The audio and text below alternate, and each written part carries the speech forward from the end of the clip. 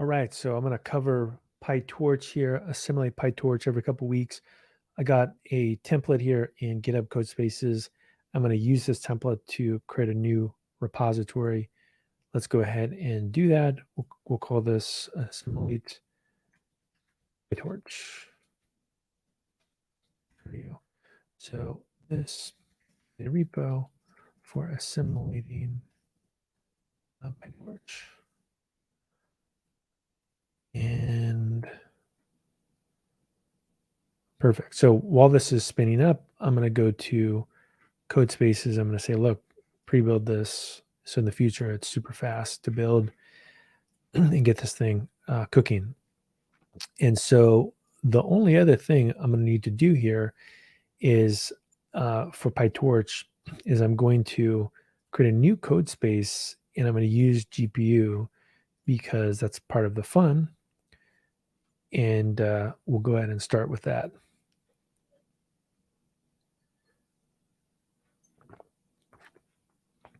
And while that is spinning up, the other thing that I'm going to do real quick is pull up some documentation for PyTorch.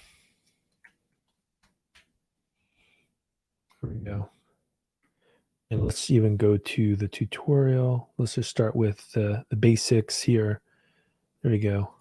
Getting started with PyTorch. We have how to use this guide, quick start. This looks like a good one. This quick start. So I'll do this demo to start with. So this will take just a little bit of time because it's got to set up all of the GPU libraries and all that kind of stuff. We'll make this a little bit bigger as well. Perfect. So I could actually clean this up a little bit, I guess, since I have some time. So this is a template, but we're going to tweak the template because we're not going to use those flags. The verified GPU is probably good. And we can say, call this PyTorch with GPU, PyTorch projects, PyTorch with GPU. This looks good. There we go. So I'll clean that up a little bit. I'll also add a reference to what we're going to do today. So I'll say step 1 here is lesson 1.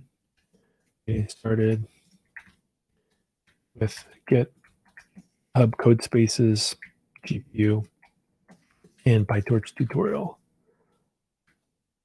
All right. Tutorial. And let's put that as a link into here. Tutorial. There we go. All right, so we got a quick start tutorial. We're going to start with, this should be almost done. It's just installing a few more libraries here.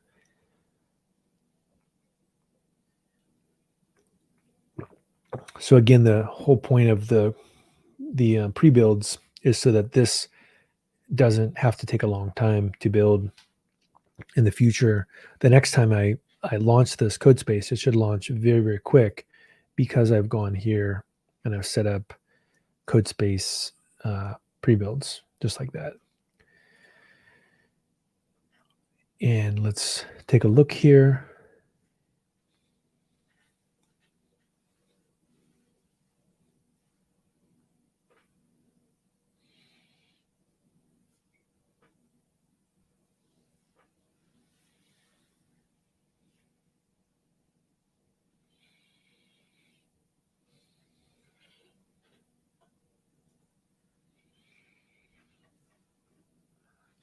All right. It's finishing up some other installs.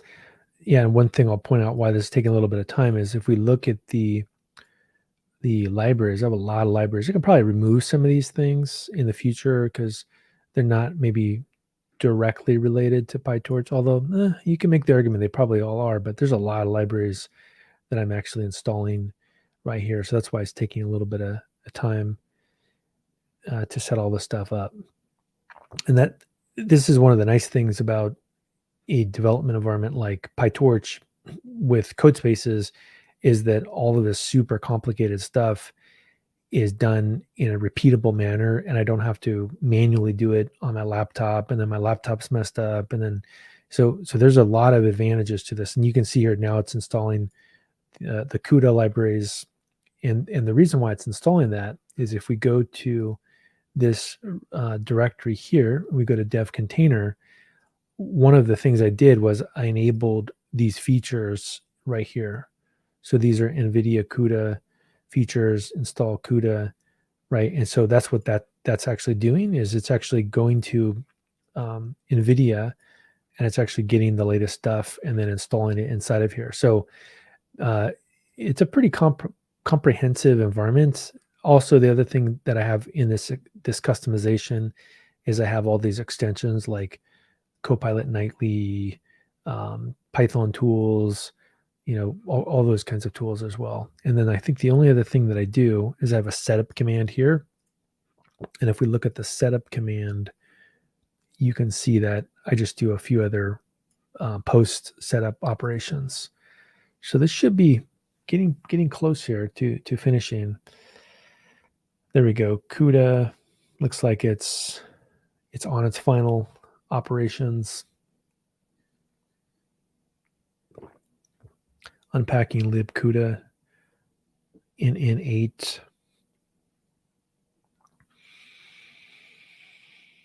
This front end requires a controlling TTY. Guess we could even look up that package real quick to see what it is. And if I did this, there we go. This is it's pulling it from here, which is on developer.download.nvidia.com, and you can see all the CUDA packages right there. Perfect.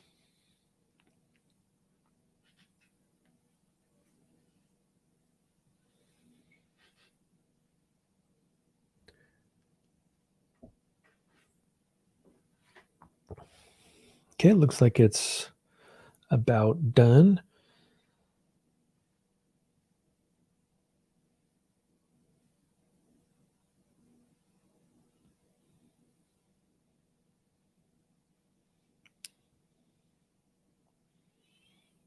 There we go.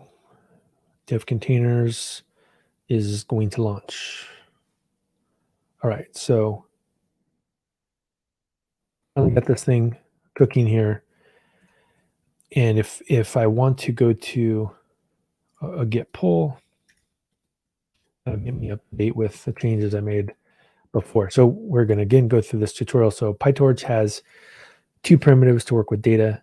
Torch utils data loader, and Torch utils data set. Data set stores the samples and their labels, and data loader wraps an iterable around data set. And so let's just copy this. Let's just do a example here. We'll have a PyTorch hello world. So we'll just say touch PyTorch hello world py, and there we go. In fact, you can even make sure that it works first by just running it. User bin env python. If I just say make lint, this should lint my code, make sure that everything's running well. It says unused imports, which we know, but it should just run. There we go. In fact, we could even do chmod plus x and just run it as a script. Just make sure everything works. We can import libraries. So far, so good. So the next thing we'll do is PyTorch offers domain-specific libraries such as Torch Text, Torch Vision, Torch Audio. So this is going to be handling, I'm assuming, NLP tasks. This is going to be doing computer vision tasks, and these are audio tasks, and all of them have data sets, which is nice. So this one is going to start with computer vision problem. So Torch Vision data set, and then they contain a data set module for real-world vision using data sets like CIFAR and COCO. And here's a whole list of the different ones if we want to take a look at them. These are the built-in data sets. So that is pretty cool, actually.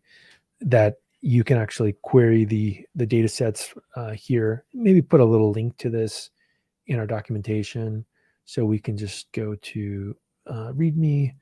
We can say like things we learned. So, query data sets, data sets. Yeah, built-in data sets are a great way to just supercharge learning something. And if we go here, we can download the training data from the open data set. So the fashion MNIST is a pretty well-known data set, and we're going to download the training data and we're going to download the test data. So let's go ahead and go back here and let's put that in there. So we're going to download the training data from open data set and we're going to download the test data. So let's run this.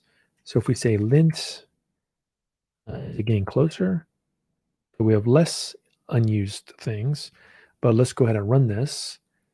So let's say Python, or no, let's just go to PyTorch the world. Here we go. So we see we're downloading this. So this is why the code spaces are so nice, is that this is a really beefy machine here that I'm using that has a lot of storage. Like if I do a df-h, you can see that I have 100 gigs available. So I don't really have to worry too much about, running out of room, at least initially. And then we pass the data set as an argument to data loader. This wraps an iterable over a data set and supports automatic batching, sampling, shuffling, and multi-process data loading. Here we have a batch size of 64. So I guess this is nice because it has a bunch of advanced scalability components built into it. So let's go ahead and grab this. And we'll run this. And so here's our batch size. We can put a note here that says something like, data loaders.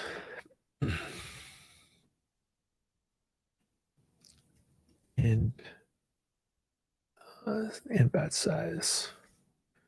So let's go ahead and keep running it. So here we go. The shape of X, shape of Y, right? There we go. That's our output. So now if we want to create a model to define a neural network in PyTorch, we create a class that inherits from neural network module. I guess we could look at that real quick. So it's going to inherit from this, a base class for all neural network modules. Your models should also subclass this class. Okay. So select a GPU or CPU or GPU. So this is some boilerplate code here that says CUDA if CUDA is available, else CPU. So what's kind of cool about this is we could even play around with this real quick to double check that it works. So if we go to IPython here and we type in that CUDA, so we would want to import torch, and then we would say we could put this line here.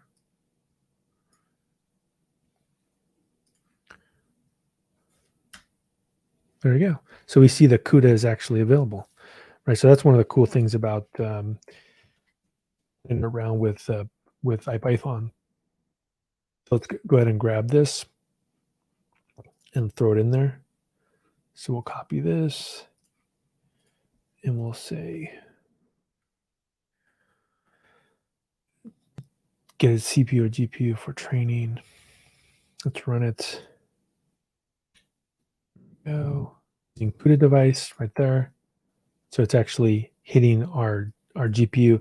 Now, one of the things that we could do that would be kind of fun is, well, this is running for a while, is we could also do NVIDIA semi-L1 to run like a GPU session here, and we could actually run this thing while we're actually we can monitor it, right? So we see there's no GPU usage, and this should tweak it a little bit. Whoops. Let's run it again. There you go. See, we see it's taking that GPU, which is kind of nice. Let's throw that back down here. I guess I could, yeah, that looks good. I could just keep this one here, keep this one here. That way we can basically see this thing running. Maybe make it a little, there you go. Like that. That looks good. Now let's keep going. Optimizing the model parameters. To train a model, we need a loss function and an optimizer. So we go through here and we say, create loss optimizer. There we go. Try it again.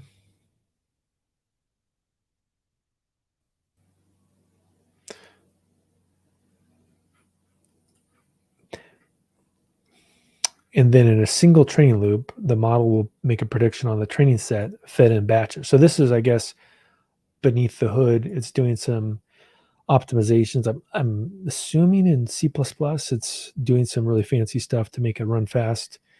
And then we can write this function to do that. So let's go ahead and do that. And we can just say, create train function, create a train loop. Right, so we see there's a for loop right there. And now we need to invoke it, right? So, and then we do a test loop as well. So create a test loop. Right, so create a test loop. Oh, there we go. And now training process is conducted over several iterations or epochs. Each epoch, it'll get a little bit better at making a prediction. And we print out the accuracy and the loss. We want to see the accuracy increase and the loss decrease with every epoch. There we go. So I guess, I mean, I could even turn this into like a fancy little command line tool if I wanted to. There we go. So run everything. So run everything. There we go. So now we can play around with this. So this is going to take a little bit of time. We should see this GPU getting saturated. Barely using any GPU, which is weird. Not sure why it's not using more GPU. I guess that's not doing much, I guess. But it is using some. And so we can see that the loss does keep decreasing here. And we can see the accuracy is getting better. And we're doing a total of 5 epochs. So it's a nice little hello world. This would be kind of fun though to turn into a command line tool. I think at some point, and make it do something a little bit more fancy. So maybe that's what I'll do in a future iteration, is to get this thing cooking in terms of a command line tool. So let's go ahead and check this in. Go through here. We'll say get status. Add PyTorch. Let's add the README. What we can say is run it. Do / PyTorch hello world UI. And we can put a little note for next time, which is this lesson 2. Convert hello world into a click command line tool. Say a little note here, like, yeah, it would be great to tune the amount of epochs or other parameters from the command line. There you go. Looks pretty good. Let's go ahead and add the README. Let's close. It's going to be close that one, close that one, get status, commit, adding lesson 1. There we go. Pretty good. Not a bad first start with PyTorch. And in a couple weeks, I'm going to start on lesson 2. So see you then.